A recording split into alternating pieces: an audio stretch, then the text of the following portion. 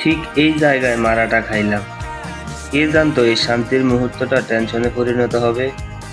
জায়গাটা ছোট, হয়তো 10-15 মিনিট খুঁজলে ড্রোনটা পাবো, কিন্তু বৃষ্টি যেভাবে আসতেছে এতে মনে হয় না বৃষ্টির আগে ড্রোনটা পাবো। আমরা সেদিন প্রকৃতির মায়ার টানে ঘুরতে ঘুরতে চলে আসি খোলা আকাশের নিচে নীরব নিস্তব্ধ এই ঈদগাহ মাঠে। চারিদিকে শুনশান নীরব, সাথে আকাশে বৃষ্টির আনাগোনা এবং হালকা ঠান্ডা বাতাস। আকাশের এই নতুন রূপ আর ঈদগাহ মাঠের সৌন্দর্য দেখে আর তর সইছে না।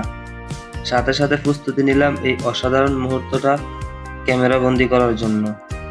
তাই দেরি না করে ড্রোন ফ্লাই করে দিলাম। শুরুতে সবকিছু ঠিকঠাক ছিল, এনজয় করতেছিলাম আকাশ আর ঈদগাহ মাঠের সৌন্দর্য। সার্কেল শট নেওয়ার মুহূর্তে ঠিক এই জায়গায় মারাটা খাইলাম।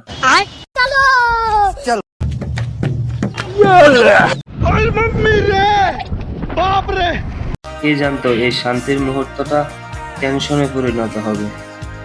জায়গাটা ছোট, হয়তো 10-15 মিনিট খুঁজলে ড্রোনটা পাবো, কিন্তু বৃষ্টি যেভাবে আসতেছে এতে মনে হয় না বৃষ্টির আগে ড্রোনটা পাবো।